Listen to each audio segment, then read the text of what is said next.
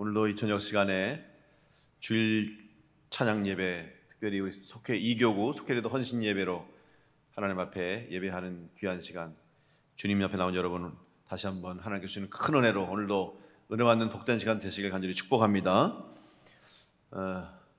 특별히 속회 리더 헌신 예배로 드리지만 속회 리더뿐만 아니라 우리 모두가 다 주님의 부르심 받은 일꾼답게 또 우리에게 주님이 부탁하신 맡겨진 사명을 잘 감당하는 우리 성도들이 되어야 할 줄로 믿습니다.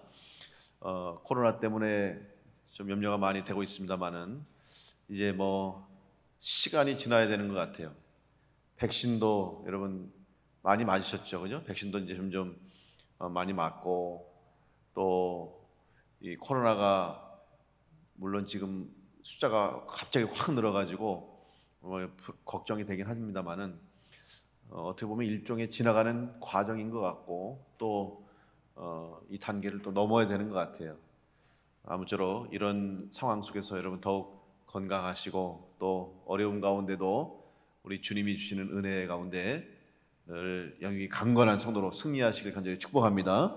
한번 우리 서로 앞뒤 옆에 분에게 보면서 인사할 텐데 늘 주님 안에서 영육이 강건하여 승리합시다. 인사하겠습니다.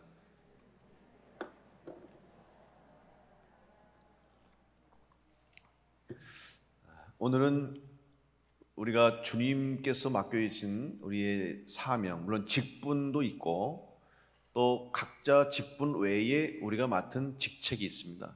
그래서 오늘 속회 리더 헌신 예배로 드립니다만 속회 리더뿐만 아니라 여러분의 사역 속에서 선교회라든지 남선교회, 여선교회, 속회, 그리고 교회학교, 교사, 그 다음에 각 봉사하는 여러분들의 사역팀들, 이런 다양한 우리 교회의 주님의 일을 감당하는 우리들은 동일하게 다 사역자라고 얘기할 수 있고 또 주님께서 일을 맡겨주신 주님의 일꾼이라고 할 수 있습니다. 그럼 이러한 일들을 우리가 어떻게 감당하고 또 어떻게 우리가 이 사명을 완수하기 위해서 우리에게 필요한 것이 뭘까? 오늘 요한복음 21장에 주님께서 베드로에게 주신 이 말씀을 통해서 우리는 주님의 마음을 알 수가 있고 또 주님이 원하고 바라시는 그러한 성도의 모습, 더 나아가서 사명자의 모습을 우리는 다시 한번 확인해 봐야 할 것입니다.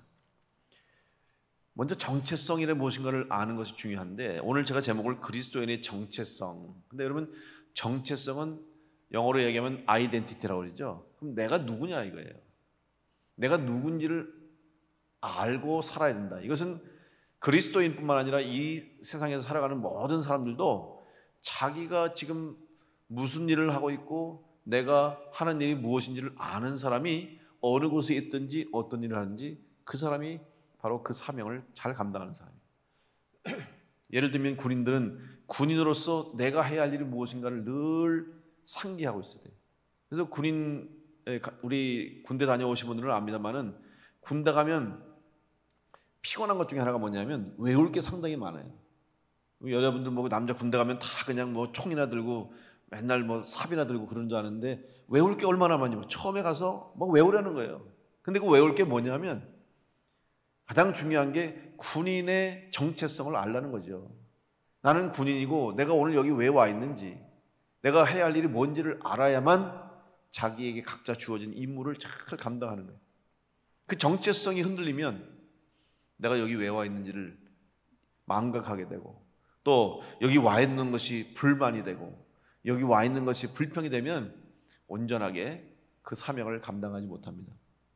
여러분 우리 그리스도인으로 여러분이 왜 주님의 부르심을 받은 성도로서 오늘 내가 부름받은 그리스도인으로 살아가는 것이 무엇인가를 잘 아는 것이 온전한 사역자로서 사명을 감당하기 위한 첫 번째 출발이 되는 거예요. 속회 리더는 속회 리더로서 내가 해야 할 일이 뭐고 속회 리더는 누구인가를 알아야 되고 또 집사, 권사, 장로, 또 목회자 그리고 각각 여러분들이 지금 교회에서 맡은 일들을 해나가는 데 있어서 내가 이 일을 해나갈 이유가 뭔가를 아는 것이 먼저 우선돼야 되는 것이에요. 이게 출발되는 거예요. 정체성을 알지 못하면 정체성을 잃어버리면 흔들리는 거예요. 일이 되지가 않습니다. 오늘 속회들을 비롯해서 우리 그리스도인의 정체성 중에서 제일 첫 번째가 뭐냐면 오늘 이 베드로에게 예수님께서 하신 말씀이 뭐냐? 15절 말씀을 한번 보십시오. 15절 말씀 보시면 예수님이 베드로에게 물었습니다. 뭐라고 묻습니까? 요한의 아들 시몬아, 내가 이 사람들보다 나를 더 사랑하느냐? 그렇게 물었죠. 예수님께서는 베드로에게 양을 돌보는 목자의 사명을 주셨습니다. 그래서 많은 성도들을, 많은 교회의 일꾼들을 이끌어갈 수 있도록 하나님이 사명을 주셨는데, 그때 예수님이 베드로에게 이 사명을 주시면서 뭘 요구하셨을까요? 야, 너 이 양들을 돌보기 위해서 네가 필요한 것이 뭐냐?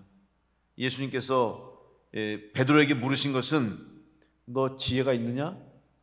능력이 있느냐? 지식이 있느냐? 건강이 있느냐? 이거 묻지 않으셨잖아요. 너 베드로, 네가 사도로서 앞으로 교회의 지도자로서 많은 양무리를 이끌어야 되는데 너 그렇게 하기 위해서 너에게 지식이 얼마큼 되냐? 네가 그럴 능력이 되냐? 이런 거 묻지 않으셨어요. 뭘 물으셨습니까? 네가 너 사랑하느냐? 여러분 좀 의외이지 않습니까? 이게 과연 무슨 상관이 있을까? 예수님을 사랑하는 거하고 좋은 지도자가 되고 목자가 되는 것이 과연 무슨 상관관계가 있나? 그러니까 좀 의아해할 수 있겠지만 여기서 우리는 정확하게 예수님이 우리에게 바라고 원하시는 그리스도인의 정체성을 알 수가 있어요. 가장 중요한 것은 주님을 사랑하는 자가 될 때 이 일을 할 수 있다. 제가 오늘 낮 예배 시간에도 여러분 말씀드린 것처럼 주님의 일을 하고 하나님의 일을 하는 우리들은 능력을 생각하기보다 또 그 일을 할 수 있는 힘을 생각하기보다 내가 이 일을 하기 위해서 하나님을 얼마나 사랑하는, 하나님이 나를 얼마나 사랑하시고 하나님이 나를 통해서 이루시게 하는 계획과 뜻이 있음을 믿을 때에 우리는 그 일을 감당하게 되는 거예요.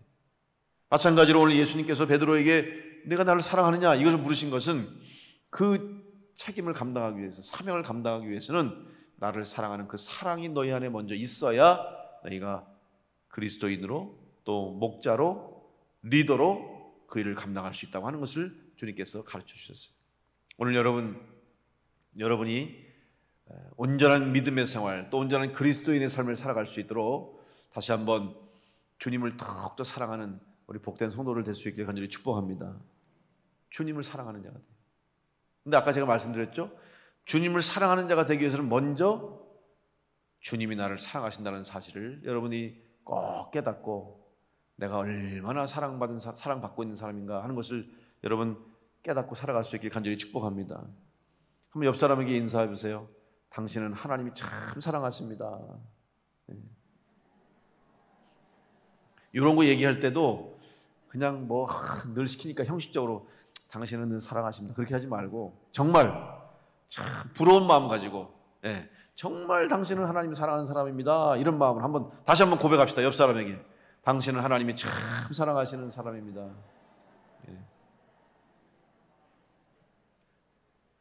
그새 또 사랑이 넘쳐가지고 손을 잡고 그러셔서 손 잡지 말라니까 아이고 사랑이 넘치셔서 여러분 정말 여러분 하나님이 여러분 사랑하는 줄 믿습니까? 너무 중요한 문제예요. 이 사실을 알아야 그 다음에 뭐가 시작이 되는 거예요. 근데 이 사실을 깨닫지 못하고 이거를 인정하지 못하고 나서는 다른 거 다 하는 게 잘못하면 껍데기가 될 수 있어요. 헛된이 될 수 있어요. 속회 리더도 마찬가지고 여러분에게 맡겨주신 직분들 또 교회에서 모든 맡은 책임, 직무 중요하지만 가장 첫 번째 중요한 것은 하나님이 나를 사랑하신다는 사실, 그리고 그 사랑을 깨달은 순간 그 다음 우리가 하나님을 사랑할 수 있는, 하나님의 사랑이 먼저 우리에게 임했을 때 우리가 그 사랑을 깨닫고 감격하고 감사하고 그 이후에 우리는 주님을 사랑하는 자로서 주신 사명을 감당하는 그런 성도가 될 줄로 믿습니다. 예수님께서 베드로에게 바로 목자의 사명을 감당하기 앞서서 내가 나를 사랑하느냐 물으신 것을 기억하시고 여러분 주님을 사랑하는 성도를 되시길 간절히 축복합니다. 두 번째 그리스도의 정체성으로서 주님께서는 베드로를 부르시고 세우시면서 목회 동역자로서의 사명을 감당할 수 있게 하셨고, 또 베드로는 그 사역을 감당하면서 많은 동역자들과 함께 교회를 이끌어갔다는 사실입니다. 에베소서 4장 11절로 12절 말씀에 보면 어떤 사람은 사도로, 어떤 사람은 선지자로, 어떤 사람은 복음 전하는 자로, 어떤 사람은 목사와 교사로 삼으셨으니 이는 성도를 온전하게 하여 봉사일을 하게 하며 그리스도의 몸을 세우려 함이라, 이렇게 말씀하고 있습니다. 주님의 몸된 교회를 세우기 위해서는 베드로 혼자 되는 게 아니에요. 또 뛰어난 능력 있는 어떤 사람이 혼자 힘으로 되는 게 아니에요. 모든 성도들의 각자의 역할에서 각자의 사명을 잘 감당할 때, 다시 말하면 함께 일할 때 그 교회가 든든히 세워지게 될 줄로 믿습니다. 흔히 우리가 동역자 말하잖아요. 여러분, 동역이라는 말이 뭐예요? 한문으로 동시에 함께 일한다는 거죠. 같이 일한다는 것이고, 혼자 하는 게 아니에요. 여러분, 혼자 한다고 생각하면 그 사람은 착각하는 거예요. 교회에도 종종 그런 분들이 있어요. 교회에서 어떤 일을 할 때,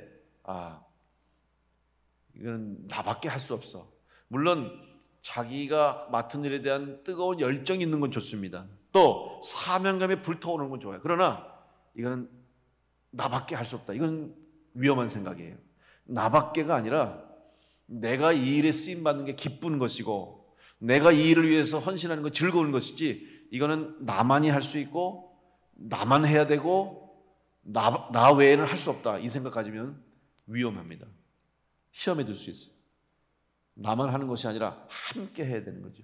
그리고 같이 해야 되고, 또 함께 힘을 합할 때 주님의 몸된 교회가 세워지게 될 줄로 믿습니다.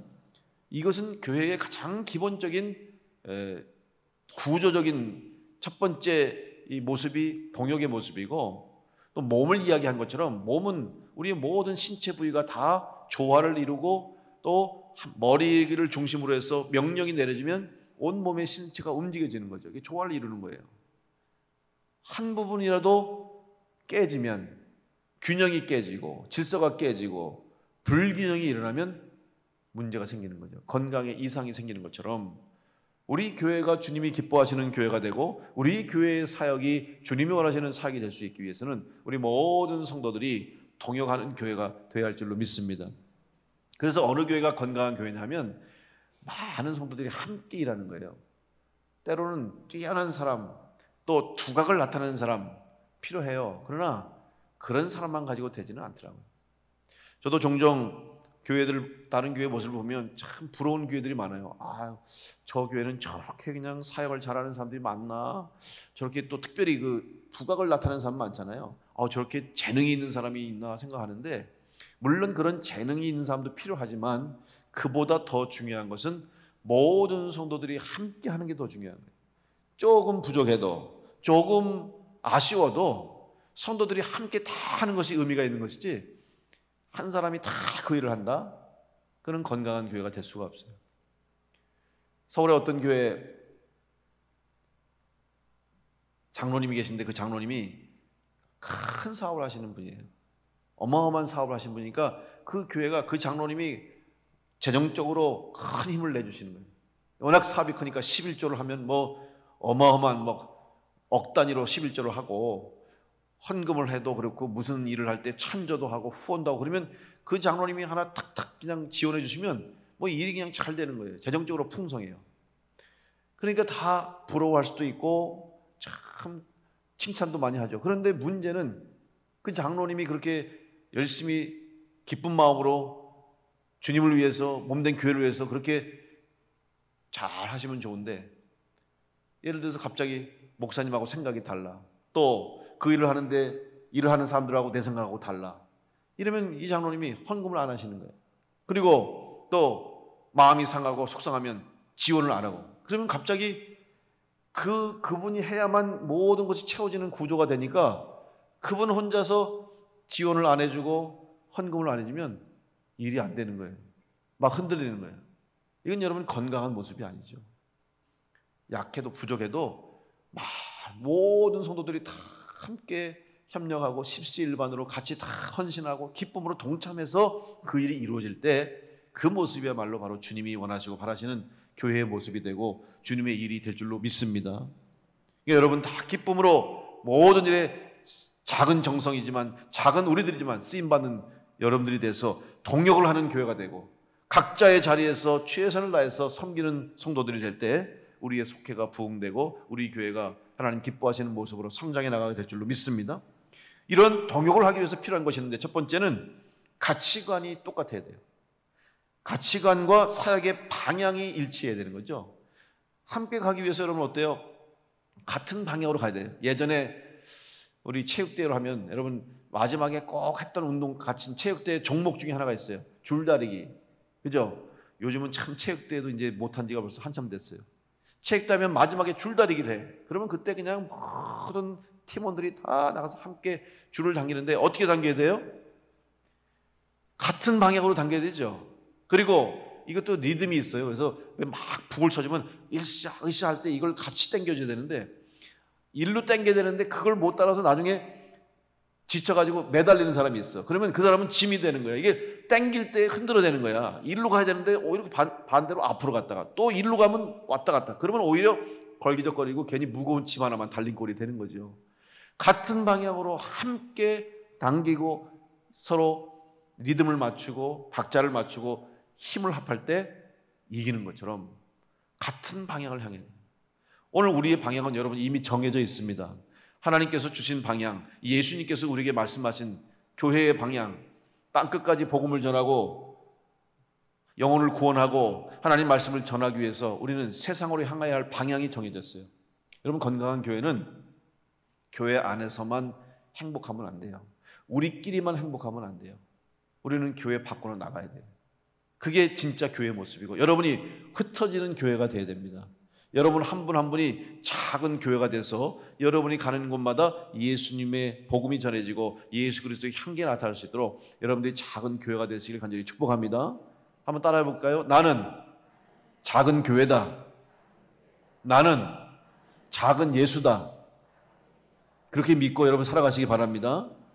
그래서 여러분이 흩어져야 되는 거예요. 방향은 세상을 향해서 나가는 교회가 돼야 돼요. 근데 교회가 자꾸 우리끼리 우리만 이러면 폐쇄적이 되고 그런 교회는 건강한 교회가 될 수 없어요. 조금 불편하더라도 세상을 향해서 나가야 되는 거예요. 여러분 전도를 많이 하는데 전도도 사실은 전도가 뭐예요? 복음을 전하는 게 전도죠. 근데 교회를 홍보하는 게 전도가 돼서는 안 돼요. 물론 우리 교회를 알려야 돼요. 근데 우리 교회를 알려야 할 이유는 우리 교회를 통해서 많은 영혼들이 구원받을 수 있도록 예수님을 알 수 있도록 하기 위해서 우리 교회가 필요한 거지. 교회만 전도, 교회만 알리고 복음이 사라지면 전도가 아니에요. 지난번 우리 연회 부흥단에서 목회자 3호 성회를 했는데 우리 김병상 목사님이 만납교회 목사님 오셔서 강사로 말씀을 전해주셨는데 그 목사님이 그런 얘기 하더라고요. 본인이 그 만납교회가 분당했는데 처음에 분당이 막 개발될 때 아파트 뭐 몇십만 명이 막 거기 이제 계속 들어오잖아요. 그 많은 사람들을 이제 교회들이 전도하려고 아파트 단지가 들어오면은 입주가 되면은 어마어마한 교회들이 막 수백 개 교회들이 와가지고 텐트를 치고 그 앞에다가 다 전도한다는 거예요. 무슨 교회 붙이고 가서 뭐 음료수 주고 이삿짐도 날라주고 막 그런다는 거죠. 그러면 좋아요. 복음을 교회를 전도하니까. 그런데 이 목사님이 가만히 보니까 이건 전도가 아닌 것 같다라는 거지. 왜? 예수 믿으세요. 예수 믿고 구원받으세요. 하나님 당신 사랑하십니다. 이렇게 전해야 되는데 우리 교회 오세요. 우리 교회 오세요. 자기들 교회 이름만 홍보했지 정작 전도라고 하는 말처럼 예수님의 이름 복음은 전하지 않고 자기 교회 홍보만 했다는 거예요. 그래서 이 목사님이 야 이거는 전도가 아닌데 그래가지고 만납교회는 우리 교회는 그 아파트 전도 안 한다고 선언을 해버렸다는 거죠. 이왕이면 더 많은 성도들이 예배하고 더 많은 성도들이 교회 오는 게 좋죠. 또 목적이죠. 그런데 교회를 알리는 것이 중요한 것이 아니라 교회의 이름을 홍보하는 것이 중요한 것이 아니라 더 중요한 것은 예수 그리스도의 복음을 전하는 것이 우선돼야 되는데 그 복음은 사라지고 교회 이름만 난무했다는 거죠. 여러분 오늘 우리가 방향을 바로 정할 때 우리 교회가 이 교회의 사명을 잊지 않고 우리 교회가 세상 가운데 해야 할 사명을 바로 정할 때 하나님께서 역사하셔서 우리 교회를 통해서 구원의 역사를 이루어 주실 줄 믿습니다. 그 일을 감당하는 여러분 될 수 있기를 간절히 축원합니다. 그러기 위해서는 함께 비전을 봐야 되는 거예요. 이거는 담임 목사가 가진 비전이 여러분의 비전이 돼야 되고, 여러분의 기도가 우리 모두의 기도가 될 수 있도록 우리는 같은 방향을 향해 나가는 거예요. 그래서 담임 목사는, 그렇다고 여러분 제가 가지고 있는 생각이 제 개인적인 생각이 아니잖아요. 내 개인의 유익을 위한 것을 여러분하고 하자는 게 아니잖아요. 우리는 하나님의 영광을 위해서, 그리고 주님께서 우리에게 부탁하신 그 사명, 영혼 구원하는 일, 복음을 전하는 일, 세상을 변화시키는 일, 그래서 살리는 일을 하기 위해서 우리 교회가 존재하기 때문에 제가 그 목표를 가지고, 그 비전을 가지고 여러분에게 방향을 제시할 때 여러분이 함께 따라와 주시고 그 방향을 향해서 같이 갈 때 우리 교회가 하나님의 뜻을 이루는 교회가 되고, 우리의 사역이, 또 우리 교회가 하는 일들이 하나님이 기뻐하시는 우리 교회의 일들이 될 것이고, 또 하나님이 바로 원하시는 아름다운 일들이 될 줄로 믿습니다. 여러분 동역하는 교회 되시고 동역하는 성도가 될 수 있게 간절히 축복합니다. 함께 동역해야 돼요. 또 하나는 호흡이 맞아야 되는 거죠. 그래서 속회 리더들, 특별히 속회 리더들은 교회에 어떤 큰 일이 있을 때, 예를 들어서 우리가 뭐 기도를 한다든지 아니면 어떤 뭐 선교를 위해서, 또 우리 교회가 올 한 해 세운 목표를 위해서, 목적을 위해서 그 일을 해나갈 때 속회 리더는 그 일을 담임 목사와 같이 교회 리더들과 함께 같은 마음을 품고 그것을 성도들에게 전달하고 성도들에게 전달하면서 여러분들이 다 함께 그 마음을 공유하고 같이 호흡을 맞춰 나갈 때 우리 교회가 그 일을 이뤄가는 역사가 나타나게 되는 거죠. 목사는 앞에서 합시다 가자 그러는데 성도들은 아무런 반응이 없어요. 또 리더들이, 지도자들이 그 일에 전혀 동참하지 않으면 절대로 그 일은 이루어지지 않습니다. 또 반대로 성도들은 이렇게 합시다 하는데 또 지도자, 목회자가 그 일에 시큰둥하면 그런 교회는 아무것도 될 수가 없어요.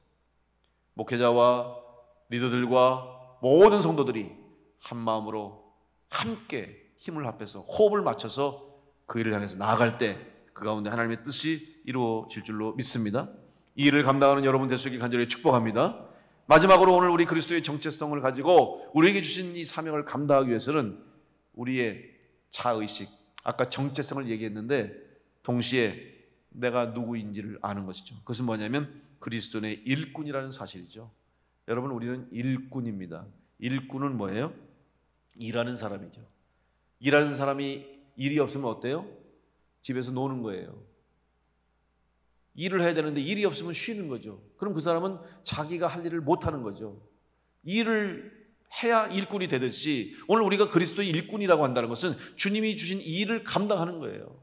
요즘 교회가 왜 힘든지 아십니까? 일을 못해서 힘든 거예요. 다른 거 힘든 거보다 교회의 일을 못하는 거예요.